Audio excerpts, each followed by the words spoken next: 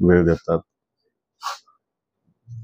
सगळ्या शेवटी ज्या त्या मंत्र्याच्या स्वभावावर अवलंबून आहे. परंतु असा कुठला वाईट अनुभव दिल्लीमध्ये आज तागायत आलेला नाही.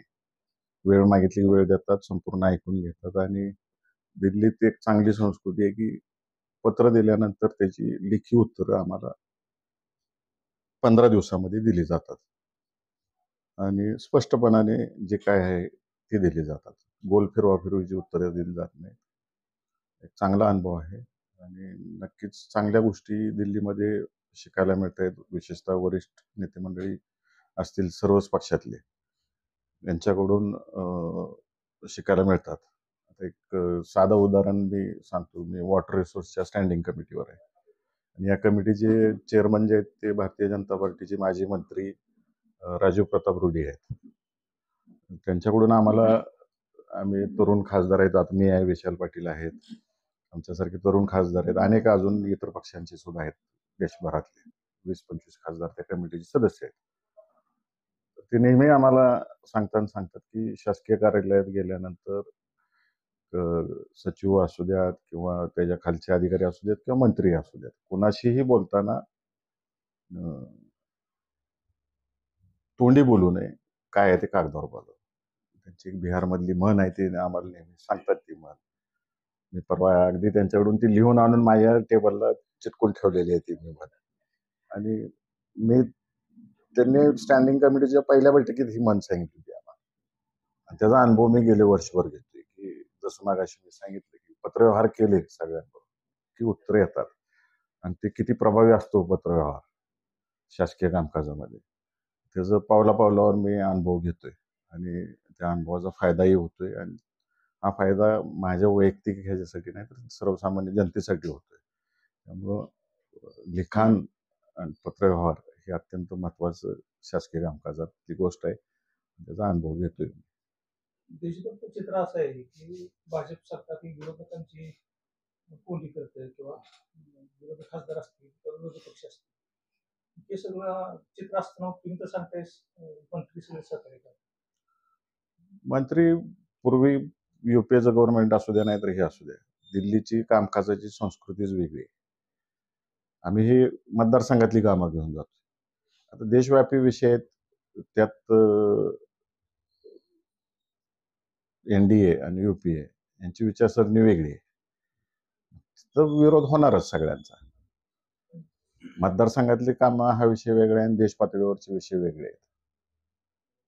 त्यामुळे तिथं एनडीएचे सदस्य त्यांच्याबरोबर राहतात, युपीएचे आम्ही सर्वजण त्यांच्याबरोबर राहतो, इंडिया आघाडी बरोबर राहतो. मग इंडिया आघाडी स्ट्रॉंग आहे तिथं आणि एनडीए त्यांच्या दृष्टिकोनातून स्ट्रॉंग आहे. आम्ही आमच्या पातळीवर तिथं स्ट्रॉंग आहे. देश पातळीवरचे जे विषय निवडले जातात आणि चर्चेला आणले जातात किंवा त्या ठिकाणी विरोध केला जातो, तर इंडिया आघाडी आम्ही स्ट्रॉंग आहे. पत्रव्यवहाराला प्रतिसाद मिळतो, मंत्र्यांना प्रतिसाद मिळतो, पण निधीबाबत काय परिस्थिती? राज्यस्तरीय लवकर निधी मिळत होता का? केंद्रातून निधी आणायचं म्हटलं की प्रत्येक प्रस्ताव हा राज्याकडून जावा लागतो. एक ठराविक डिपार्टमेंट सोडले तर तो थेट निधी येतो. उदाहरणार्थ मध्ये मी माढा लोकसभा मतदारसंघातले जवळजवळ 80 पोस्टची नवीन पोस्ट करावेत म्हणून मागणी केली होती. त्यापैकी 13 पोस्ट मंजूर झाले. सगळ्यात जास्त मान तालुक्यात झाले, बाकीच ठिकाणी कमी झाले. आता पुन्हा एकदा मी अभ्यास करतोय जसे सगळ्या पोस्टचा. मी 80 प्रस्ताव दिले होते, त्यापैकी 13 झाले. मग उर्वरित का झाली नाही याचा अभ्यास त्या पोस्ट विभागाशी चर्चा करून अजून स्ट्रॉंगली कसं प्रस्ताव परत एकदा घेऊन जाता येतोय त्याचा पाठपुरावा करतो. त्यामुळं ही थेट योजना झाली आणि बाकीचे आहेत ते प्रत्येक गोष्ट राज्य शासनाकडून न्यायला लागते. राज्य शासनाने जर त्याला सहकार्य केलं तर त्या गोष्टी होऊ शकतात. त्यामुळे कुठतर राज्य शासन कमी पडते काय काय गोष्टींमध्ये. मी सातत्याने पाठपुरावा ठेवलेला. त्यांनी त्यांचं वजन जर वापरलं, सगळ्या शेवटी डबल इंजिन सरकार आहे, खाली पण त्यांचंच आहे, वर पण त्यांचंच आहे. मग खालनं जोर लावणं गरजेचं आहे. वर मी सातत्याने पाठपुरावा करतोय, पत्रव्यवहार करतोय, जसं कामकाज चालू आहे. परंतु राज्य शासनाने जोर वाढवला पाहिजे. पंढरपूर लोणांची काय स्थिती आहे आता जर ताबा घेण्याची प्रक्रिया सुरू आहे सध्या दिसते? नाही, आता फक्त मार्किंगचं काम चालू आहे. त्याचे मी सगळे पत्रव्यवहार केलेले आहेत. त्याची मला लेखी उत्तरं रेल्वेच्या मुंबईच्या जीएमने दिलेली आहेत. तर आत्ता फक्त ते मार्किंग करतायत त्यांना जागा किती लागणार आहे. आणि त्यानंतर मग जी एक्स्ट्रा जागा लागते त्याचं ॲक्विजिशनचं प्रोसेस असेल, कारण का अजून निधीची त्याला तरतूद केली गेलेली नाही आहे. जेव्हा विजयसिंह मोहिते पाटील साहेब खासदार होते आणि प्रभू साहेब रेल्वे मंत्री होते, ते रेल्वेचं सगळ्यात शेवटचं बजेट झालं. त्यानंतर रेल्वे बजेट बंद झालं. त्यावेळेस त्यांनी 1000 कोटीची मान्यता दिली या रेल्वे लाईनला आणि 100 कोटीची तरतूद केली. तसं जीवराष्ट्रीला सुद्धा 10 कोटीची तरतूद केली. या दोन्ही रेल्वेंचा मी पाठपुरावा करतोय. आणि पंढरपूर लोणंद जी रेल्वे आहे, ह्या रेल्वेचा प्रस्ताव नीती आयोगाकडे गेला होता. नीती आयोगाच्या शिफारशी करून पुन्हा आता ते रेल्वेकडे आलेला आहे. आता सर्वे चालू आहे. एकदा हा सर्वे पूर्ण झाल्यानंतर पुन्हा रेल्वे बोर्डाकडे डिटेल सर्वे जाईल आणि त्याला निधी किती लागतोय, काय लागतोय, ह्या पुढच्या गोष्टी आहेत. अजून सर्वे कंप्लीट व्हायचा. एकदा सर्वे कंप्लीट झाला की मग पुढच्या गोष्टी येणार. आता तर आम्हाला असं दिसतंय आमच्या भागात की तिथं मार्किंग केलंय त्यांनी, फायनल मार्किंग म्हणतायत ते आता आमचं. हे मार्किंग जे जुनं ब्रिटिशकालीन रेल्वे झालेले आहे आणि आता लागणारी जागा ह्याचा तो सर्वेचं मार्किंग करतायत. हे मार्किंग झाल्यानंतर सगळा प्रस्ताव रेल्वेकडे जाईल, रेल्वे बोर्डाकडे, आणि मग रेल्वे बोर्ड त्याच्यावर निर्णय घेईल. ही अशी माझ्याकडे लेखी उत्तर आहेत. कधीपर्यंत अपेक्षित आहे महाराष्ट्रामध्ये काय प्रोव्हिजन करणार आहे आमचं? आता हा रेल्वे बोर्डाकडे जाईल. रेल्वे बोर्ड कधी टेबलवर आणतो विषय त्याच्यावर अवलंबून आहे प्रस्ताव. रेल्वे स्वतः किती गुंतवणूक करणार किंवा राज्य शासनाकडनं काय अपेक्षा व्यक्त करणार आहे, काय मध्ये तरतूद व्हावी, या सगळ्या गोष्टीचं चालू आहे. माझा कंटिन्युअस पाठपुरावा चालू आहे. थोड्या प्रमाणात असंतोष आहे काय काय ठिकाणी या रेल्वे लाईनमध्ये. तर मी रेल्वे जीएमना पत्रव्यवहार केलेला आहे 2 दिवसापूर्वी आणि त्यांना मागणी केलेली आहे की या ठिकाणचे पूर्ण लाईन जेवढी जाणार आहे, नवीन लाईन जाणार, तर या भागातील जनतेची काही शंका निरसन करावी लागेल.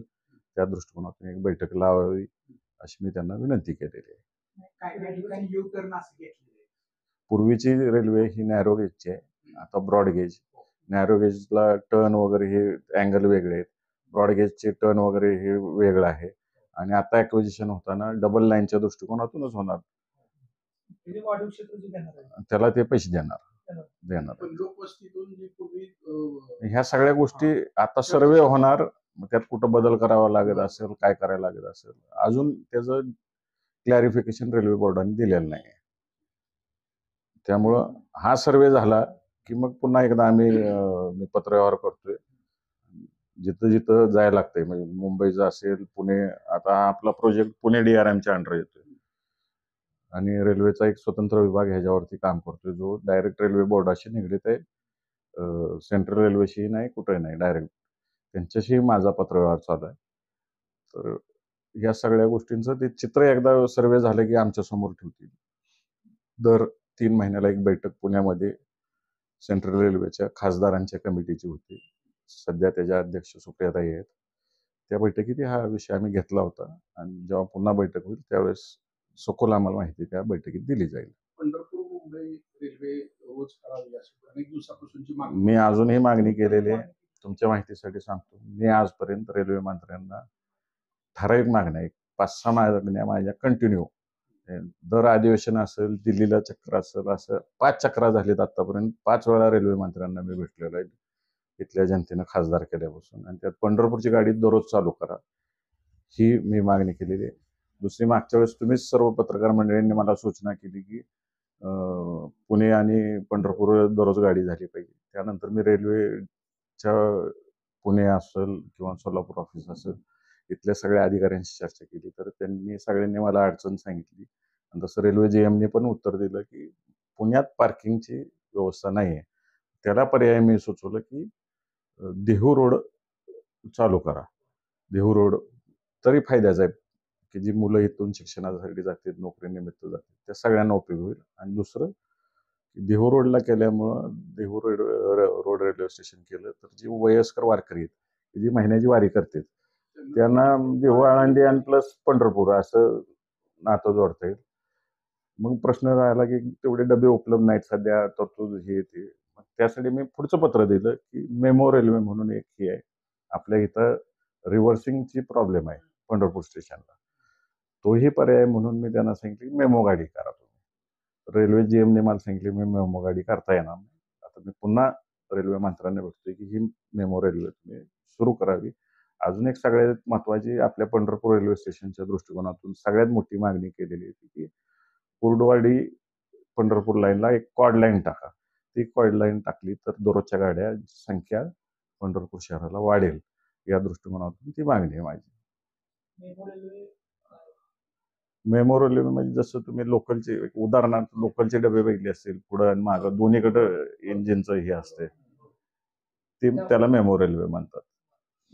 ती सोपं आहे त्यांच्याकडं. लगेच मी जी सोर्सेस मधून माहिती काढली, रेल्वेच्या काही अधिकाऱ्यांनी ऑफ द रेकॉर्ड मला सांगितले की ही होऊ शकतं, होण्यासारखं आहे, तुम्ही ह्यातून मागणी करा, बाकीच्याला खूप विलंब लागेल. म्हणून मी ते मेमोची मागणी केली जाते. आपल्याकडे ते पीक महामार्ग पुढे रेटण्याचा प्रयत्न सातत्यानं होतोय, शेतकरी विरोध करत आहेत त्याला. मी ह्या सगळ्या शेतकऱ्यांचं पर्सनली गाठभेट घेणार आहे, दौरा करतोय, त्यांच्या सगळ्या समस्या समजून घेणार आणि मगच त्याच्यावर भाष्य कारण करणार. का आज बातमी येत आहे की सांगोल्यात बंदोबस्तात आणि स्ट्रिक्टली तिथं शेतकऱ्यांना येऊ देतात, ते काम पुढे रेटायचा प्रयत्न प्रशासन जाणार आहे, प्रत्येक शेतकऱ्यांना भेटणार आहे, प्रत्येक गावातल्या आपण दौराच करणार आहे. कारण पंढरपूरमध्ये सुद्धा चाललाय तो विषय. दम दिलाय शेतकऱ्यांना की तुमच्यावर गुन्हे दाखल होतील आमच्यावर काम करून. असं मी दमाची भाषा करून ज्या ज्या गावातनं मार्ग जातोय त्या प्रत्येक गावात जाणार आहे, प्रत्येक शेतकऱ्यांना भेटणार आहे, भेटून त्यांच्या समस्या समजून घेऊन शासनाकडे, मुख्यमंत्र्यांकडे त्यांच्या सगळ्या वेदना पोहोचवणार आहे आणि त्या मार्गी कशा लागतील या दृष्टिकोनातून काम करणार आहे. आता ज्या तीव्रतेनं सांगोला कोल्हापूर आणि सांगली भागात त्याला विरोध होते, त्या तुलनेत सोलापूरमध्ये कसा लोकप्रतिनिधी म्हणूनच म्हणलं मला प्रत्येक गावात जायला लागेल, समजून घ्यायला लागेल. मी अजून माझ्याकडे कुणी आलं नाही किंवा मी कुणाकडे गेलेलो नाही शेतकऱ्यांकडे. त्यामुळे मी एक 17-18 तारखेच्या पुढं त्या त्या गावात जाणार आहे जिथून समृद्धी मार्ग जातोय आणि प्रत्येक लोकांचं समजून घेणार आहे. आपल्याकडे विरोध त्या प्रमाणात बाहेर का दिसून येत नाही आहे जेवढा कोल्हापूर जिल्ह्यात आहे. कारण का सगळ्यात लँड होल्डिंगचा पण विषय आहे. कोल्हापूर जिल्ह्यात लँड होल्डिंग आपल्यापेक्षा कमी आहे आणि आपल्याकडे थोडं जास्त आहे. तर आपल्याकडे विरोध आहे का, तर काही प्रमाणात मी ऐकलेला आहे विरोध. तर अजून लोकांनी माझ्याकडे येण्यापेक्षा मी त्यांच्या दरवाज्यात जाणार आहे आणि समजून घेणार आहे विषय. जो जो आवाज काय ऐकतोय तो त्यांच्यापाशी जाऊन ऐकून घेणार आहे. यावर्षी पाऊस पाणी चांगलं झालेलं आहे, परंतु उजनी असेल किंवा वीर भाडगर असेल या पाण्याचं नियोजन होत नाही. तर हे पाण्याचं नियोजन होण्यासाठी आपण काय यामध्ये मी मध्यंतरी राज्याचे पाटबंधारे मंत्री विखे पाटील साहेबांना भेटलो. तसंच गिरीश महाजन साहेबांना भेटलो, कारण दोघांकडे इरिगेशन खाते आहेत. आणि दीपक कपूर साहेब सचिव जे आहेत या विभागाचे, त्यांनाही भेटलो मी. या तिघांनाही वेळ मागितलेली आहे मी, अद्याप मला वेळ मिळाली नाही. ज्या दिवशी वेळ देतील. मी केंद्राच्या वॉटर रिसोर्स कमिटीवर असल्यामुळं देशभरात जे काही प्रयोग चाललेले आहेत हे जवळून पाहायला मिळाले. त्यात उदाहरणार्थ द्यायचं झालं तर जून महिन्यामध्ये मी केंद्राच्या वॉटर रिसोर्स कमिटीच्या स्टँडिंग कमिटीच्या बैठकीला कर्नाटकात बंदीपूर या ठिकाणी गेलो होतो. तिथं आम्हाला प्रेझेंटेशन दिलं. जे आलमट्टी धरण आहे त्याच्या खाली नारायणपूर म्हणून धरण आहे. आलमट्टी हे स्टोरेज टँक आहे आणि वितरणाचं धरण आहे ते त्याच्या खाली आहे छोटं नारायणपूर. आणि त्याचा उजवा आणि डावा कॅनॉल निघतो. त्या डावा कॅनॉलचं पाणी आपल्या शेजारी इंडीपर्यंत येतं. पूर्वी इंडीला पाणी कधी येत नव्हतं सातत्यानं. जसं आपल्या उजनीच्या टेलला पाणी पोचत नाही कायम ओरड असते. तर तिथं त्यांनी प्रेझेंटेशन दाखवलं. देशातला पहिला पायलट प्रोजेक्ट केला. त्या प्रेझेंटेशनमध्ये असं दाखवलं की आम्हाला धरणाच्या दरवाजे, कॅनॉलचे दरवाजे आणि पोर्ट कॅनॉलचे दरवाजे हे सगळं शेतकऱ्याच्या मोबाईलशी लिंक केलेलं आहे त्यांनी. शेतकऱ्याने कुठलं पीक घेणार आहे ते अपलोड करायचं. ते अपलोड सगळी सिस्टीममध्ये होतं आणि त्या पिकाच्या प्रमाणात त्याला पाणी ऑटोमॅटिक ते दरवाजे त्या त्या तारखेला उघडले जातात. मग मी पुढचा प्रश्न कुतूहलाने त्या प्रेझेंटेशन देणाऱ्यांना विचारलं की यात राजकीय हस्तक्षेप होत नाही का, की बाबा माझ्या भागात जास्त पाणी सोडा, इकडं आता लय गरज आहे इथं सोडा, नंतर तिकडं सोडा. हे सगळं कॅल्क्युलेट करून म्हणले आम्ही ते सॉफ्टवेअर डिझाईन केलेलं आहे. प्रत्येक गावात बूथ आहे. बूथवर सुद्धा करू शकतात शेतकरी किंवा स्वतःच्या मोबाईलवर नोंदवू शकतात. इव्हन कृषी खातं त्याच्याशी जोडलेलं आहे. त्यामुळे तिथलं जमिनीचं सगळी माहिती APMC जोडलेले आहेत त्याच्याशी. आणि त्यांनी प्रेझेंटेशन देताना आम्हाला सांगितलं की 30% इरिगेशन वाढलं, त्यामुळे राज्याचं उत्पन्न वाढलं. तर मी हेच वेळ मागतोय ह्या दोन्ही मंत्र्यांची आणि सचिवांची, ही प्रेझेंटेशन दाखवायला मला वेळ द्या. आणि आवर्जून हे सांगायचं आहे की सॉफ्टवेअर ज्या कंपनीने बनवलं ती कंपनी पुण्यातली, आणि त्यातला एक इंजिनियर हा हातलूचा आहे. तो तिथं मला भेटला आणि मग त्यातून चर्चा करत मी त्यांच्या कंपनीतही जाऊन आलो. आज चांगलं जर आपल्या इथूनच आपण देशाला द्यायला लागले तर आपण का स्वीकारायचं नाही? हे स्वीकारलं न व्हायला काय झालं? ऑनलाईन सिस्टीम झाल्यामुळं सवय लागून जाते ना शेतकऱ्यांना. तिथं लागली ना, तिथला काय वेगळा शेतकरी नाही. म्हणजे त्यांनी उदाहरण असं सांगितलं की ज्या भागात आयुष्यात कधी भाताचं पीक काढलं गेलं नाही तिथं भाताचं पीक काढलंय पाणी आलं. परवा रणजित मीटिंग मध्ये तुम्ही सांगितले की तुम्ही पाणी वापर संस्था सुरू करा, नाही तर पाणी तुम्हाला भविष्यात मिळणार नाही. मागणी पाहिजे. हक्कच सांगू शकत नाही. हक्कच सांगू शकत नाही. ते आम्ही बघतोय माळशिरस तालुक्यात. सगळ्यात मोठं धरण आहे 115 TMC पाणी असतं. 40 किलोमीटरवर चंद्रभागा. चंद्रभागा वाहती राहत नाही, फक्त 4 महिने 5 महिने राहते. वर्षातनं मागणी असते. किमान पंढरपूर पर्यंत पाणी 12ही महिने वाहत राहतं.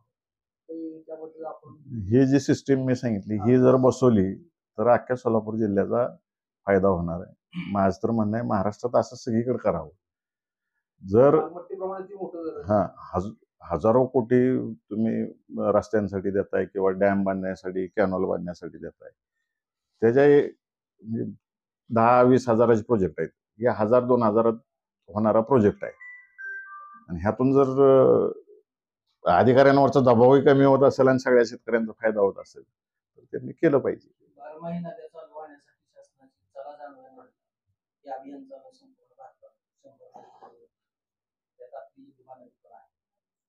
समन्वयक म्हणून शासनाकडून परंतु त्याचं काम प्रभावीपणे होत नाही.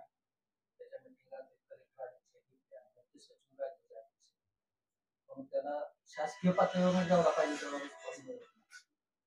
मला तुम्ही द्या, मी नक्कीच आमच्या स्टँडिंग कमिटीमध्ये हा विषय मांडतो की केंद्राची एवढी चांगली स्कीम आहे आणि ह्याची उदासीनता राज्यात, आपल्या राज्यात तर दिसून येते. इतर खासदारांना विचारेन की त्यांच्या राज्यात काय परिस्थिती आहे या स्कीमची, किंवा स्टँडिंग कमिटीचा एक विषय सुद्धा आम्ही हा घेऊ शकतो, आढावा सुद्धा घेऊ शकतो देश पातळीवर या स्कीमचं काम कसं चालू आहे. मग तुम्ही मला ते नोट्स द्या, मी नक्कीच या विषयाच्यावर बैठक घ्यायला सांगतो. मला द्या की तुम्ही. सोलापूरचं पालकमंत्री गेल्या 3 वर्षापासून बाहेरच्या जिल्ह्यातल्या नेत्यांना दिलं जाते. नेमकी काय माहिती अडचण दिसते की सोलापूर जिल्ह्यात एखाद्या व्यक्तीला ते पालकमंत्री किंवा राज्यमंत्री पद देऊ शकत नाही? मी विरोधी पक्षात आहे, त्यामुळे मी काय बोलणार आहे ह्याच्यावर? CM साहेबांना विचारायला लागले याविषयी. वर्ष 1.5 वर्ष झाले आपण कामकाज करताय, अनेक प्रश्न तुम्ही संसदेमध्ये मांडलेले आहेत.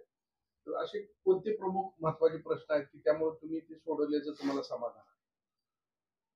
सगळ्यात इफेक्टिव्ह आणि फास्ट स्पीडने झालेलं होतं ते मुलांची स्कॉलरशिप अडकली होती. NMMC योगायोगा असा झाला की मी पेपरला बातमी वाचली आणि मग आदल्या दिवशी ते आम्हाला एक 0R म्हणून एक प्रकार असतो, त्यामध्ये आम्ही प्रश्न विचारू शकतो. आदल्या दिवशी टाकायला लागतं आणि दुसऱ्या दिवशी बॅलेट निघतं आणि बॅलेटमध्ये जर नंबर लागला तर योगायोगाने नंबर लागला, मी तो मांडला. जवळजवळ 30 कोटी रुपये राज्यातल्या विद्यार्थ्यांना मिळाले. अशा अनेक आहेत गोष्टी चालू आहे पुढे. मतदारसंघातलेच विद्यार्थी होते.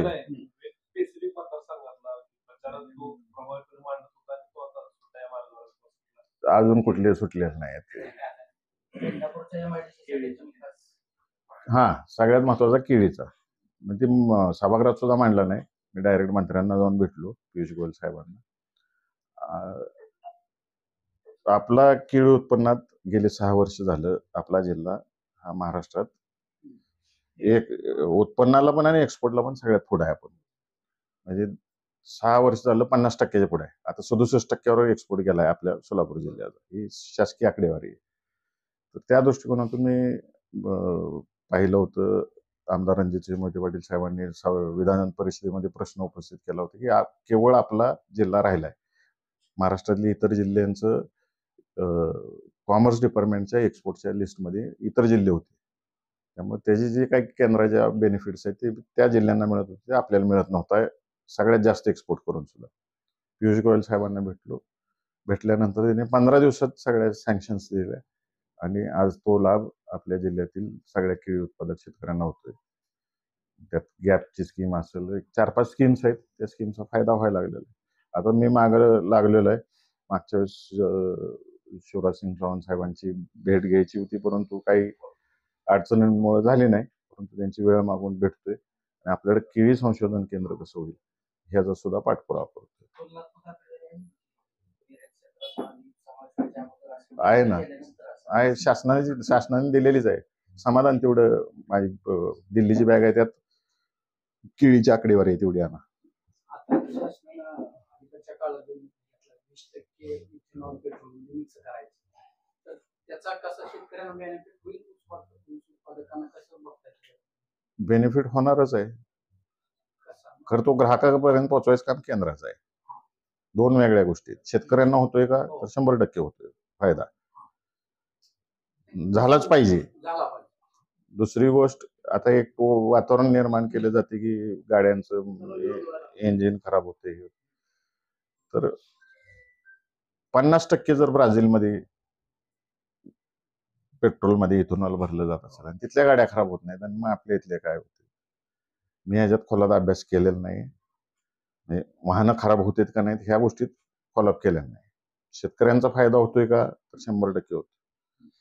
आज ऊसाची इंडस्ट्री असेल, मकाची इंडस्ट्री असेल, या सगळ्या गोष्टी इथेनॉलवर शेतकऱ्यांना नक्की फायदा होतो आणि झालाच पाहिजे.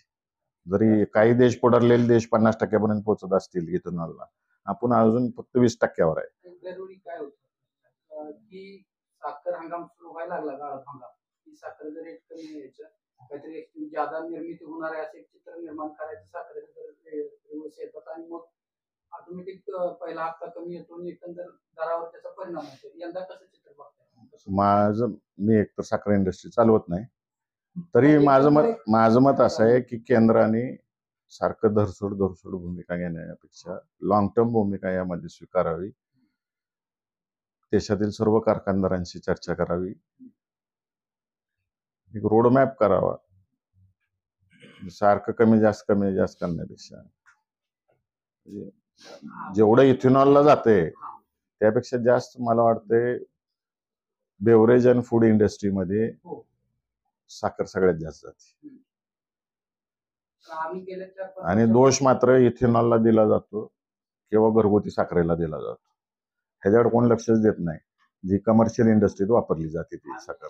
4 वर्षापासून किमान किंमत आहे 31 रुपयाच्या वर सरलेलीच नाही. दरवेळी आम्ही ऐकतो की आता ती वाढणार आहे. माझं तर मत आहे केंद्राने ह्याच्यावर एक स्वतंत्र कमिटी नेमावी, त्यात प्रत्येक राज्यातले साखर तज्ज्ञ घ्यावेत, सगळे तज्ज्ञ घ्यावेत, पेट्रोलियम मिनिस्ट्रीचे घ्यावेत, ऑटोमोबाईल इंडस्ट्रीचे घ्यावेत, हे कमर्शियल जे साखर वापरतात, जसं कोकोकोला असेल, पेप्सी असेल, हे त्यांच्या पदार्थांत वापरतात, स्वीट्समध्ये वापरले जाते. प्रत्येकाचा प्रतिनिधी घेऊन एक सखोल अभ्यास करावा आणि एक सखोल धोरण ठरावं. जी धरसोड होती त्यापेक्षा पर्जन्यमान कसं होते आणि त्याप्रमाणे उत्पन्न कसं होते, कसं कंट्रोल केलं गेलं पाहिजे, दरवेळेस अचानक निर्णय घेण्यापेक्षा एक रोडमॅप करावा, त्याचं एक सूत्र तयार करावं. राहुल गांधी मांडतायत, आमचं एनडीएचे विरोधी पक्षांचे नेते आहेत, ते ठामपणाने पुराव्यासहित मांडतायत. तुम्ही अलीकडे बघितलं असेल की एनडीए आघाड्यातले सगळे मोकळ्यात कोण बोलत नाही, सगळेजण आपापले पुरावे पुढे घेऊन येत आहेत आणि पुराव्याशिवाय कोण बोलत नाही. कृषी रेल्वेचा पाठपुरावा झालेला आहे, त्याला जवळजवळ 100% होकार मिळालेला आहे. फक्त आता सीझन नसल्यामुळं चालू नाही आहे. लवकरच त्या दृष्टिकोनातून जे फळ व्यापारी आहेत आपल्या भागातील यांची आणि सोलापूर DRMची आमची सगळ्यांची एक बैठक घेतोय आम्ही. व्यापाऱ्यांच्या काय समस्या आहेत, रेल्वेचं काय म्हणणं आहे, असं संयुक्त एक बैठक घेऊन तो प्रश्न मार्गी लावून लवकरच ती खरं 100% रेल्वे मागच्या वेळेस जशी चालू होती तशी नव्हता, सेमी मॉडेलवर करायचं चाललंय की 50% प्रवासी आणि 50% कृषी असं त्यांचं करायचं चाललेलं आहे. आणि रेल्वेचा जवळजवळ होकार आहे त्याला, ते होईल लवकर. आमच्या मतदारसंघातले जवळपास निम्मा भाग कायम दुष्काळ आहे. मान खटाव असेल, सांगोला असेल, माळशिरसचा काही भाग असेल, त्या भागात पाण्याचे सोर्सेस नाहीत आणि रोजगाराचे पण सोर्सेस नाहीत. त्याच्यासाठी लॉंग टर्म काय आता तुम्ही बघितलं असेल की माळशिरसमध्ये आम्ही MIDCची मागणी केली, मेंढापूरला MIDCची मागणी केली. मेंढापूरचं चालूच आहे, अभिजित पाटील पाठपुरावा करतायत, रणजितदादा पाठपुरावा करतायत, मी करतोय. वर मसवड भागात सुद्धा 2 नवीन बेंगलोर हायवे जाणार आहे, तिथेही त्या ठिकाणी पालकमंत्री 3 टर्म प्रतिनिधी आहेत, ते पाठपुरावा करतायत, मी करतोय. आमचं सगळ्या दृष्टिकोनातून चालू आहे पाठपुरावा. नुसतं MIDC होऊन चालणार नाही, तिथं उद्योग आले पाहिजे. आणि ते उद्योग आणण्याच्या दृष्टिकोनातून सुद्धा साईड बाय साईड आम्हाला तयारी करायला लागणार आहे. अनेक उद्योगपतींना भेटायला लागणार आहे. सहजासहजी कोणी येत नाही. एखादा मोठा उद्योग आला तर त्याला टिकणारे बाकीचे छोटे छोटे उद्योग नंतर उभा राहतात. तर त्या दृष्टिकोनातून आम्ही लोकप्रतिनिधी या नात्याने प्रयत्न केले पाहिजे. तसं मी आणि रणजितदादा तर प्रयत्न करतो.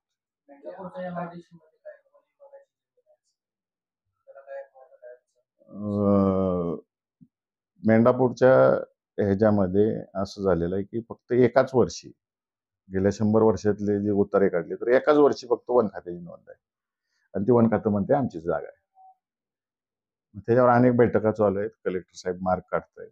नवीन जसं नॅशनल हायवेची कामं चालू झाली आणि किंवा मोठ्या इंडस्ट्रीज गडचिरोली चंद्रपूर भागामध्ये आल्या, मग असा एक तोडगा केंद्रीय पातळीवर निघाला की असे प्रोजेक्ट उभा करायचे असतील तर जेवढी वन खात्याची जागा तुम्ही घेता तिथं मग जागा कसली आहे, त्याचं व्हॅल्युएशन काय, तिथं झाडं कसली आहेत, त्या झाडांचं व्हॅल्युएशन काय, हे सगळं ज्या कुठल्या डिपार्टमेंटला पाहिजे त्या डिपार्टमेंटने तेवढीच जागा उपलब्ध करून द्यायची, खरेदी करून द्यायची, किंवा तेवढे पैसे त्या वन डिपार्टमेंटला द्यायची, असे सोल्युशन निघालेलं आहे. आणि त्या दृष्टीकोनात आता सगळ्या बैठका चालू आहेत, लवकर मार्ग निघेल आणि होईल.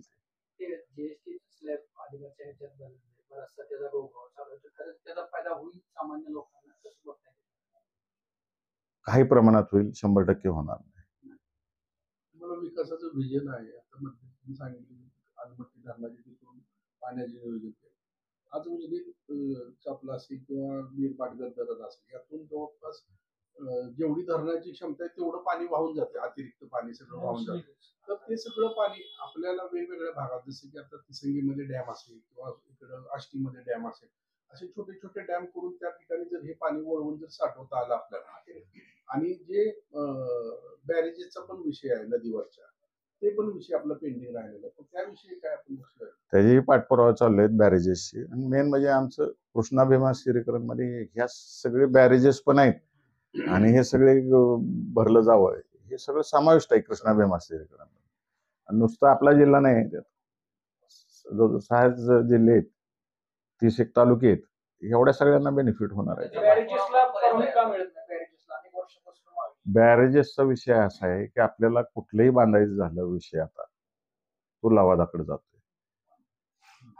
ह्या बाबतीत सुद्धा मध्ये आलमट्टी धरणाची जेव्हा बैठक झाली, मी त्या बैठकीत होतो, मुद्दामून गेलो, कारण आपल्या जिल्ह्यात जरी विषय नसला तर विखे पाटील साहेब आले होते आणि सांगली, कोल्हापूर, सातारा जिल्ह्यातले सगळे आमदार महोदय आले होते, लोकसभा खासदार लोक आले होते. गेलो तिथं आणि तिथं तो विषयही आम्ही काढला केंद्रीय मंत्री CR पाटलांकडे. त्यांनी तोच मुद्दा सांगितला की जोपर्यंत लवादाचा निकाल लागत नाही तोपर्यंत आम्हाला कोणत्याही गोष्टीचा निर्णय तुम्हाला देता येत नाही.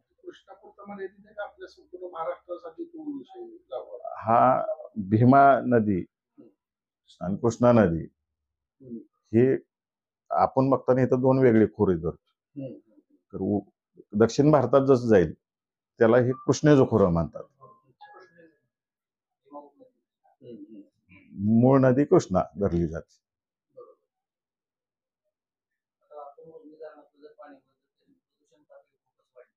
या बाबतीत सुद्धा मी महाराष्ट्र पोल्युशन बोर्डाला पत्र लिहिलं, कृष्णा खोरे विकास महामंडळाला पत्र लिहिलं, केंद्रीय पोल्युशन बोर्डाला दिलं. केंद्रीय पोल्युशन बोर्डाने मला उत्तर दिलं ह्याचं, परंतु महाराष्ट्राच्या पोल्युशन बोर्डाने आज तागायत उत्तर दिलं नाही. इथल्या कृष्णा खोरे विकास महामंडळाने आज तागायत उत्तर दिलं नाही मला. केंद्राच्या ह्यांनी त्यात सगळे मुद्दे काढून दिलेले आहेत की किती घाण पाणी सोडलं जातं, महाराष्ट्र शासनाने काय आश्वासने दिली, आम्ही कधीपर्यंत पूर्ण करू, ह्याच्यासहित उत्तर मला केंद्रीय पोल्युशन बोर्डाच्या चेअरमननी लेखी उत्तर दिलेलं आहे. आता त्याची मागणी मी त्यांना केली की आता पावसाळा चालू आहे, तुम्ही एक टीम पाठवा इथं, जानेवारी महिन्यानंतर कधी टीम पाठवा, इथलं पाणी तपासा आणि याचा परिणाम मानवी जीवनावर कसा होतोय, शेतजमिनीवर कसा होतोय आणि त्याच पद्धतीनं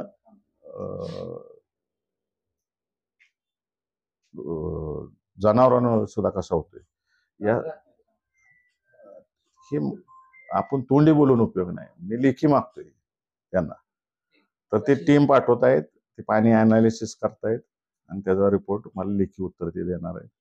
तसंच मी आपला जो माढा लोकसभा मतदारसंघ आहे, तुम्ही जुनं इतिहास जर काढला 100 वर्षापूर्वीचं, तर जे आपले डोंगर भाग आहेत, जुने ग्रंथ काढले तर इथं वन होतं असं उल्लेख आहेत ग्रंथातून, लिखाणातून जुन्या. आणि आज बघतोय तर तिथं ही मुरुम सुद्धा खरडून निघायला लागलाय, वाहून चाललेला आहे, पाऊस धूप व्हायला लागलेली जमीन. म्हणून मी सेंट्रल गव्हर्नमेंटच्या IMD डिपार्टमेंटला भेटलो, त्यांनाही पत्र दिलेलं आहे, त्यांच्या डायरेक्टर जनरलला भेटलो, त्यांनी अख्खा देश दाखवला मला तिथून, किती टेक्नॉलॉजी पुढे सरकारने नेलेली आहे, कसं वॉर्निंग दिल्या जातात, कुठं भूस्खलन होणार आहे, कुठं पाऊस जास्त होणार आहे, हे सगळं त्यांनी लाईव्ह दाखवलं. तेव्हा मी त्यांना हीच विनंती केली की माझ्या इथं धूप खूप व्हायला लागली. तर आपली माळशिरसपासून ह्या रांगा बघितल्या मान तालुक्यातल्या, माती निघून चाललेली आहे सुपीक डोंगरावरची, उद्या झाडं लावली तर झाडं सुद्धा येणार नाहीत, वाळवंट होईल तिथं. तर हे रोखण्यासाठी हे 100 वर्षात कसं क्लायमेट चेंज झालं आणि काय उपाययोजना करायला पाहिजे ह्याचं उत्तर मला द्या म्हणले. त्यांनी म्हणले काही भाग एन्व्हायरमेंट डिपार्टमेंटकडे जाईल, काही माझ्याकडे जेवढं आहे त्याची सगळी उत्तरं मी देतो तुम्हाला. ती उत्तरं अपेक्षित आहेत. आली की मी एन्व्हायरमेंट डिपार्टमेंटकडे जातोय, त्यांची उत्तरं आली की मग काय ठोस उपाययोजना करायच्या, मग ज्या विभागाकडे जायला लागेल केंद्रात तिथं मी जाऊन ती म्हणणं मांडणार आहे. मराठा आरक्षण चालली, मुरुम खरडून घेतला जातोय, सध्या कोरडू वाचतंय, आपण एक पत्र दिले केंद्रीय, काय राजकारण होतंय का त्यात निष्कारण राजकारण आणलं जाते. एकतर आपलं पाहिलं पाहिजे, सुरुवात झाली त्या ठिकाणी ज्या महिला IPS अधिकारी आहेत त्यांना अटकाव केला गेला त्या ठिकाणी, आणि अटकाव केल्यानंतर हे प्रकरण खऱ्या अर्थाने पुढे आलं. वस्तुस्थिती अशी आहे की त्या ठिकाणी महसूल विभाग कारवाई करायला गेलं होतं, त्या बंदोबस्तासाठी त्या ठिकाणी त्या गेल्या, तिथं बाचाबाची झाली. ही झाली बाचाबाची झाल्यानंतर मी जरा बघितलं, माझ्याकडं काही लोक आली शेतकरी की आम्हाला दमदाटी करून हे करून आमच्या ह्याच्यातून पूर्ण मुरुम नेलेला आहे, दादागिरी चालू आहे, हे चालू आहे. म्हणून मी जरा अजून खोलात गेलो तर असं समजलं की वन खात्याची पूर्ण जमीन आहे 50 एकर पूर्ण रिकामी केलेली. वन खात्याला विचारलं, बाबा तुमच्या जागेतून गेलेलं आहे, तर वन खात्याने मला लेखी उत्तर दिलं आहे. या लेखी उत्तरात त्यांनी असं दिलेलं आहे की 20 जूनला त्यांच्याकडे कानावर तक्रार आली, 26 जूनला ते जागेवरती गेले, पोलीस विभागाशी पत्रव्यवहार केला की आम्हाला बंदोबस्त द्या, बंदोबस्त दिला नाही. 27 तारखेला ती जागेवर गेली टीम वन खात्याची, 4 तालुक्याची एकत्र येऊन तिथे गेली. तर त्यांच्यावर हल्ला केला गेला त्या ठिकाणी, आणि जी वाहनं मुरुम काढत होती ती पळून गेली. त्यानंतर आज तागायत ते वाहन सापडलेलं नाही, म्हणून पोलीस स्टेशनला गेले वन खातं. पोलीस स्टेशनला सांगितलं की असं असं पंचनामा करायचा आहे, माणसं द्या. त्यांनी माणसं दिली, पंचनामा केला. पंचनामा केल्यानंतर पुन्हा वन खातं पोलीस स्टेशनला गेलं आणि गुन्हा दाखल करा. आज तागायत गुन्हा दाखल नाही. 1 महिना होत आला, आणि जी वाहनं पळून गेली त्या वाहनांचे नंबर डिपार्टमेंटला दिले, ते परिवहन डिपार्टमेंटला. परिवहन डिपार्टमेंटने सुद्धा त्याची शोध घेतलेला नाही, त्यांच्याकडे वन खात्याने तक्रार दिलेली. म्हणजे शासकीय जमिनीतून एवढा अपहार करून सुद्धा हे होत नाही. दुसरी गोष्ट, हे सगळं प्रकरण गाजायला सुरू झाल्यानंतर, जसं मगाशी म्हणलं की एखाद्या महिला IPS ऑफिसर आहे, आज देशात 355 आले, लाख विद्यार्थी बसतात परीक्षेला. त्यातून एकीकडे आपण म्हणतोय शिवरायांचं राज्य आहे आपलं. शिवरायांच्या राज्यात महिलांना किती महत्व होतं आणि आज काय परिस्थिती आहे. महिलांना दम दिला जातो. अधिकाऱ्यांचं मॉरल कमी व्हायला लागलेलं आहे. म्हणजे स्वतःहून अधिकारी तक्रार करायला लागलेत, हे करायला लागलेत, त्याच्याकडे लक्ष दिलं जात नाही. आणि दुर्दैव असं आहे की 4 तारखेला परवा दिवशी त्या कामात व्यत्यय आणला म्हणून काही लोकांवर गुन्हे दाखल झाले, प्रशासनानेच केले, तर त्यांना अजूनपर्यंत अटक नाही. आणि ते लोक टीव्ही मीडिया चॅनल समोर येत आहेत आणि मुलाखती देत आहेत ज्यांच्यावर गुन्हा दाखल आहे, शासकीय कामात व्यत्यय आणला म्हणून प्रमुख आरोपी आहेत. आणि ते टीव्ही मीडिया चॅनलला मुलाखती देत आहेत. आणि दुर्दैव असं आहे की मीडिया सुद्धा ते एखाद्या गुन्हेगाराचं, शासकीय कामात अडथळा आणलेल्या गुन्हेगाराची मुलाखत घेऊन टीव्हीवर दाखवत आहेत. सोलापूर जिल्ह्यात आणि ह्याच्यापेक्षा मला राजकारणावर बोलायचंच नाही. आणि मी माझ्यावर जे प्रश्न उपस्थित करतील, मी माझं वैयक्तिक भांडण मी उतरलेलं नाही. मी सर्वसामान्य जनतेचं आणि मेन म्हणजे जनतेच्या टॅक्समधून जे गव्हर्नमेंट चालते त्या गव्हर्नमेंटच्या शासकीय मालमत्तेतून चोरी झालेले हे पुराव्यासहित बोललेलं आहे. मी मोकळ्यात कुणाच्या बाबतीत बोललेलं नाही. आणि जर IPS अधिकाऱ्यांवर दबाव आणत असतील तर हे शिवरायांचं राज्य कसं म्हणायचं? जेणे कोणी दबाव आणला त्यांना विचारा नाही. हे सगळे प्रश्न तुम्ही आम्हाला प्रश्न विचारायला लागले. आम्ही मुद्दे उपस्थित केलेले, राज्य आम्ही करत नाही, जे राज्य करते त्यांना प्रश्न विचारायला सोडून तुम्ही आमच्या पत्रकार मंडळी तुम्ही आम्हालाच प्रश्न विचारायला लागला. हे दुर्दैव आहे. त्यांना प्रश्न विचारा ना तुम्ही. आणि ज्यांना ज्यांना माझ्यावर आक्षेप आहे बिनधास्त करावेत, जे जे आरोप करायचे आहेत ते करावेत. मी कायद्यानंच उत्तरं देणार, तोंडी उत्तरं अजिबात देणार नाही. त्यांना आरोप केलेत ना, त्यांना कोर्टामार्फत सगळी उत्तरं दिली जातील. राज्यात मराठा आणि ओबीसी आरक्षणावरून सामाजिक परिस्थिती आहे. नेते मंडळी वेगवेगळे आपल्या पद्धतीनं त्यात राजकारण शोधतायत आणि खाली अगदी गाव पातळीवर पण हा संघर्ष आता दिसून येतोय. एकमेकांना संशयानं बघितलं जातंय किंवा मतभेद व्हायला लागले. त्याच्यात कुठेतरी ताळमेळ बसावा, एक संवाद परत साधावा. लोकप्रतिनिधी म्हणून आपण काय आव्हान करणार, तेव्हा काय पुढाकार घेणार? हे राज्य शिवाजी महाराजांचं आहे, शाहू फुले आंबेडकरांचं आहे. माझी सगळ्याच पक्षांना विनंती राहील, एवढं दूषित करून टाकले आपण महाराष्ट्राचं वातावरण जे कधी आयुष्यात नव्हतं. सगळ्या पक्षांनी आता मोहल्ला बैठका घ्याव्यात, वार्ड बैठका घ्याव्यात आणि हे जे दूषित मनं झालेली आहेत सगळ्यांची त्यातून बाहेर काढलं पाहिजे. गरज काय, आपल्याला आपल्या राज्यात चांगली गुंतवणूक आली पाहिजे, मुलांच्या हाताला नोकऱ्या मिळाल्या पाहिजेत, चांगलं शिक्षण मिळालं पाहिजे. या दृष्टिकोनातून सगळे राजकीय मतभेद सगळ्यांनी बाजूला ठेवावेत आणि समाज एक राहील या दृष्टिकोनातून काम करायला लागेल. नाहीतर फार मोठी किंमत भविष्यात येणाऱ्या पिढ्यांना मोजायला लागणार आहे. ही आमच्या सारख्या राजकीय पुढाऱ्यांची, कार्यकर्त्यांची जबाबदारी आहे की हे वाढता कामाने लोकांमध्ये सलोखा कसं राहील या दृष्टिकोनातून आम्ही काम केलं पाहिजे. मनोज जरांगे पाटलांच्या उपोषणानंतर हैदराबाद गॅझेटचा जी आर काढण्यात शासनानं, तर त्या जी आर मध्ये तुमचं काय आकलन आहे? मराठा समाजाला आरक्षण मिळेल का? मी अजून डिटेल अभ्यास केलेला नाही त्याच्यामध्ये, आणि जोपर्यंत अभ्यास करत नाही त्याच्यावर बोलण्याचा अर्थ नाही. 1-2 पानं वाचलेली आहेत, परंतु अनेक तज्ज्ञांबरोबर बसायला लागेल, त्याच्यावर चर्चा करायला लागेल, मगच बोलण्यात अर्थ आहे. म्हणजे स्वयं काय प्रसिद्धीसाठी काय नको करायला. नदी प्रदूषणाचा एक मुद्दा होता. त्यासाठी केंद्र आणि राज्य शासनाची मिळून नमामि चंद्रभागा हा प्रकल्प हाती घेतला होता. परंतु तो प्रकल्प आता सध्या देशाचीच आहे. जवळपास एक त्यावरती 7 ते 8 हजार कोटी रुपये खर्च झाले.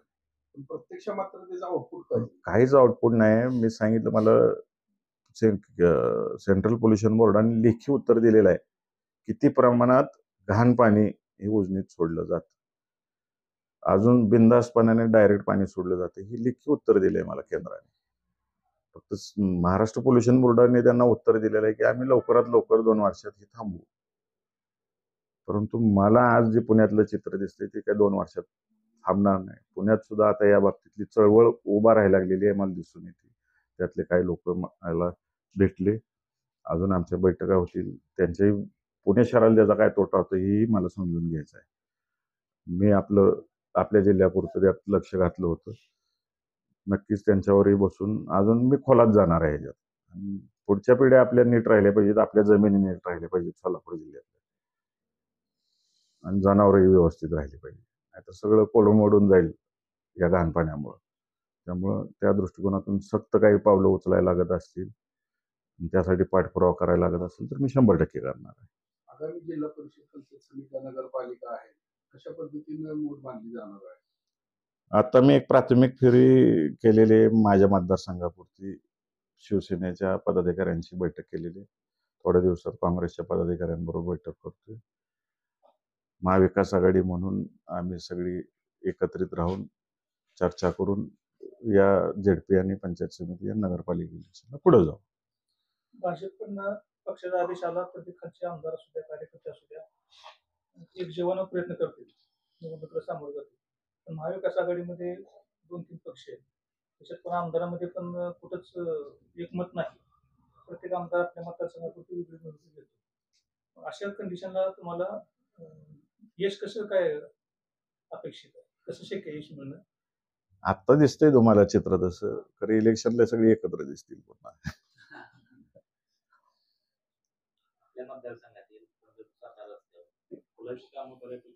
हा, ते सांगतो तुम्हाला, सांगतो मी ते. आपलं सातारा पंढरपूर, सातारा माळशिरस, अकलूज, कुर्डवाडी,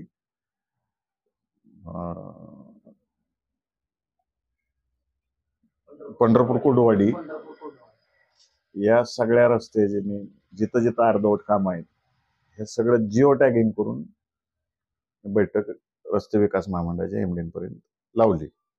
गडकरी साहेबांनाही भेटलो, कारण का पैसा हा केंद्राने दिलेला होता. राबवली योजना महाराष्ट्र रस्ते विकास महामंडळाने. गायकवाड साहेबांना भेटलो, त्या बाबतीत त्यांच्याशी प्रत्येक पॉईंट वाईज आणि ते प्रत्येक कॉन्ट्रॅक्टर वाईज तिथं बैठक झाली मुंबईत. त्यांनी डिसेंबरपर्यंतचा वेळ मागितलेला आहे. मी एवढं सुद्धा सांगितलं की आतापर्यंत नाही म्हटलं तरी 20-25 जणांचा मृत्यू झालाय. का तर तिथं तुम्ही दिशादर्शकच लावलेले नाहीत, डायरेक्ट गाड्या जाऊन पडतील त्याच्यात. आणि मी तिथं स्ट्रेट डायरेक्ट वॉर्निंग दिलेली आहे की जर हे डिसेंबरपर्यंत कंप्लीट नाही झालं, मी तुमच्या डिपार्टमेंटवर पण आणि त्या कंपनीवर पण मनुष्यवधाचा गुन्हा दाखल करणार आहे. आणि ती कामं लवकर पूर्ण करा. ते कॉन्ट्रॅक्टरच्याच हलगर्जीपणामुळे आणि काही ठिकाणी लँड ॲक्विजिशनची प्रॉब्लेम होती, ते सुद्धा. म्हटलं हे तुमचं डिपार्टमेंटचं काम आहे की महसूल विभागाच्या मागं लागून लवकरात लवकर ताबा घ्यायचा. बऱ्याच ठिकाणचे प्रश्न सुटलेले आहेत. खरं अजून एक विषय आहे, तो आपला हा जो रस्ता आहे, नाही ते पंढरपूर कुर्डवाडी, ह्याची क्वालिटीच खराब आहे. त्या सगळ्या गोष्टीची मी जिओ टॅगिंग करतोय, हे करतोय. आणि ते मात्र मी अतिशय सिरियसली गडकरी साहेबांना सांगणार आहे. त्या अख्ख्या रस्त्याची चौकशी लावायला लावणार आहे. आणि मागच्या वेळेस तुम्ही असं गप्पा मारताना पत्रकार मंडळींनी सांगितलेलं की टेंभुर्णी पंढरपूर हा निम्माचा रस्ता झालाय, निम्मा राहिलेला आहे. त्या बाबतीतलं मी पत्रावर गडकरी साहेबांशी केला होता. गडकरी साहेबांनी आदेशही दिले होते, त्याचा सर्व रिपोर्ट पोचलेला आहे आणि फिजिबल झालेला आहे आता आपल्याला तो 4 लेन व्हायला. साधारण मार्च एंडच्या आसपास त्याला बजेटमध्ये तरतूदून आपल्याला ते पैसे मिळतील. तो रस्ता आपला शेवटपर्यंत 4 लेनचा होऊन जाईल.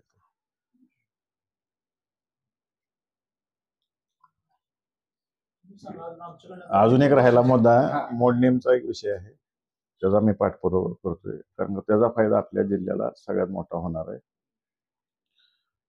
त्या ठिकाणी कार्गो टर्मिनल उभा करायचं चाललेलं आहे. जर कार्गो टर्मिनल तिथं मोडनेमला उभं राहिलं तर ते जिल्ह्याच्या दृष्टिकोनातून सेंटर पॉईंट आहे, हायवेला चिटकून आहे. फक्त साधारण 1 किलोमीटरचा रस्ता त्या जागेपर्यंत पोहोचायला करायला लागतोय, मोठे कंटेनर्स जाण्याच्या दृष्टिकोनातून. ते जर टर्मिनल झालं, आणि मी कलेक्टर साहेबांना विनंती केलेली आहे, कलेक्टर साहेबांनी सुद्धा सिरियसली विषय घेतलाय. शासनाने जर 5 कोटी रुपये दिले तर तो रस्ता होऊन जाईल. म्हणजे ॲक्विजिशन प्लस डांबरीकरण सुद्धा होऊन जाईल 5 कोटीत. एवढी किरकोळ रक्कम आहे. तर हे जे आज कंटेनर आपले जातील, 14,000 कंटेनर गेले रस्त्याने, ते सगळे रेल्वेने जातील आणि कॉस्ट खाली येईल. ट्रान्सपोर्टची. आज सिमेंट जे आहे सोलापूर स्टेशनला जागा नाही सिमेंट लोडिंगला, किंवा तिथली जेवढी इंडस्ट्री आहे त्याचं लोडिंगला जागा नाही. ते सगळं माल इथं येईल, एक्सपोर्टला जातोय किंवा देशभर कुठं पाठवायचं असेल कंटेनरने, तो सगळा मोडणी बंद जाईल. त्यासाठी माझं सातत्याने पाठपुरावा चालू आहे. यश मिळेल. म्हणजे आज जी पॉझिटिव्हिटी दिसते मला, अधिकारी वर्ग मदत करतायत, हे करतायत, नक्कीच त्यात यश येईल. 14 कंटेनर राज्याबाहेर जाते. एक्सपोर्ट झालेत. एक्सपोर्ट झाले. हा ते ते वाहनांच्या- कागद घे की, गाडी बॅगेत आहे माझ्या ऑफिस. तो नाही, रंगीत पेपर आहे बघ हे दिलेला. काय म्हणतो? ते वाहतूक अशी बाय रोड होते असं तुम्ही म्हणताय. बाय रोड होती आता कंटेनर. रेल्वेनं होईल, पैसे वाचणार ना, 30-40% पैसे वाचणार आहेत. तो फायदा शेतकऱ्याला मिळेल ना.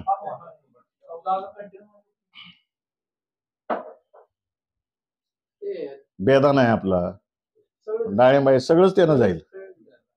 ते बेदाना बाहेरून कसतरी होते किंवा बाहेरच्या देशातला बेदाना चीन करून येतो. ते प्रकरण मधल्या काळात संसदेत सुद्धा त्याची- आम्ही जाऊन भेटून त्याच्यावर निवेदन दिलं, त्याच्यावर ब्रेक लावा. पियुष गोयल साहेबांना, सुप्रियाताई स्वतः आल्या होत्या. कारण नाशिकचे पण खासदार होते, मी होतो. विशाल पाटलांनी तो सभागृहात मुद्दा उपस्थित केला. तो आम्ही शेजारीच बसलो होतो त्यावेळेस. तर तोही विषय आहे. आणि आमची प्रामुख्याने मागणी ही राहिली त्या प्रश्नामध्ये, विशाल पाटलांनी जसं आमच्या सगळ्यांची मतं जाणून घेणे, कोणाला तरी एकाला बोलायला लागतंय. मग तो आम्ही सगळ्या अंगणवाडीच्या आहारात, पोषण आहारात घाला, पौष्टिक आहार म्हणून, अशी विनंती केलेली आहे. राज्याची स्थिती आहे का तशी? राज्याची परिस्थिती आहे. केंद्र देते ना पोषण आहारात पैसे. साहेब, म्हणजे मोदी सरकारचं एक ड्रीम प्रोजेक्ट आहे की कॉरिडॉर. देशभरातली जी प्रमुख तीर्थस्थळ आहेत त्या ठिकाणी त्यांनी ते. मी आपल्या कलेक्टरना एक पत्र दिलेलं आहे. केंद्राची प्रसाद योजना आहे. कलेक्टर साहेबांना मागच्या 15 दिवसापूर्वी पत्र दिलेलं आहे. प्रसाद योजना आहे की जी मोठी तीर्थक्षेत्र आहेत त्यासाठी ते प्रस्ताव तयार करून पाठवून द्या म्हणून. तर मी 17 कलेक्टर नाही दिलं तर त्या भागातली काय असतील तर पाठवा. आपल्या कलेक्टर नाही दिलंय, आपल्या कलेक्टरचा स्टडी चालू आहे त्याच्यावर. ते स्टडी आल्यानंतर बसतोय का नाही आपण त्यात. त्यांनी क्रायटेरिया दिला की दररोज भक्त किती पाहिजे, सण कालावधीत किती पाहिजे, इतर ह्याच्यात किती पाहिजे. त्या दृष्टिकोनातून आपल्या जिल्ह्यातले जे काही तीर्थक्षेत्र आहेत त्याचा अभ्यास करावा सखोल आणि प्रस्ताव तयार करावा असं मी कलेक्टर साहेबांना पत्र दिले. ते तयार झालं की प्रस्ताव मग आमची बैठक लागल, होते का नाही ते आपला कोण. त्यात सुविधा केंद्र शासन देते त्या सिटीच्या डेव्हलपमेंटसाठी. तिकडे येणारे रस्ते असतील, पाणी असेल, या सगळ्या गोष्टी. मी पाहिजे तर तुम्हाला सगळ्यांना PDF पाठवतो ते बुकलेट. प्रसाद तुझ्याकडे आहे ती PDF, मागून घेऊन पाठवून दे. कॉरिडॉर जे आता त्यांनी काशी विश्वेश्वर असेल, हरिद्वार असेल, अयोध्या असेल, उज्जैन असेल, माझ्या माहितीप्रमाणे ह्या सगळ्या प्रसाद योजनेअंतर्गत जाईल. अच्छा, ते तुम्हाला पाठवतो मी योजना, डिटेलच मिळेल तुम्हाला. त्या ठिकाणचा काय रिपोर्ट आहे? म्हणजे खासदार लोक काय आणि म्हणतात की त्या ठिकाणी बाबा हे केले त्यामुळे त्या ठिकाणचे पर्यटन वाढले, तीर्थक्षेत्राचं महत्व वाढले, भाविकांच्या सेवा सुविधा आहेत, त्यामध्ये लोक समाधानी आहेत. या बाबतीतली मी चर्चाच केली नाही. म्हणजे पुढच्या वेळेस नक्की सांगतो मी अभ्यास करून. कारण आता पंढरपूर कॉरिडॉरचा हा जो विषय आहे, कोण लोकप्रतिनिधी ज्या ठिकाणी लक्ष घालत नाही, त्यामुळे इथले जे बाधित आहेत ते मात्र सध्या अतिशय चिंतित आहेत. चिंतित आहेत. कोणच त्यांना सत्ताधारी असू दे किंवा पक्षाचे असू दे त्याबद्दल कोण बोलत नाही, ठोस बोलत नाही. झाला पाहिजे, होऊ नये, त्यामुळे संभ्रमावस्था आहे. प्रशासनाचा पण कारभार चालू आहे. माझं मत असं आहे की या ठिकाणी जी जनता भयभीत आहे पंढरपूर शहरातली, ज्या ज्या ठिकाणी सक्सेसफुल झालेले आहेत कॉरिडॉर्स, ते नेऊन दाखवून आणावेत आणि विश्वासात घेऊन प्रत्येक गोष्ट केली जावी. मेजॉरिटी लोक ऑटोमॅटिक जे चांगलं होते असं दिसते म्हणल्यावर जनता का सहकार्य करणार नाही. उगाच आडवं लावायचं, कोणा आडवं लावणार नाही. ती कंपॅरिझन जी होती की काशीचे कॉरिडॉरची होती, तिथली जी सिच्युएशन होती ती 1980 साली पंढरपूरकरांनी केस केली. तिथं जो काय रुंदीकरण झालं. रुंदीकरण झालं. 1980 साली झालेलं आहे. त्यामुळे या लोकांचा विरोध आहे. एकदा आमचं झालेलं आहे आणि त्याच्यावर कोण बोलायला तयार नाही. म्हणूनच म्हणलं ना, अजून एकदा बघून येऊ द्यात सगळ्यांनी.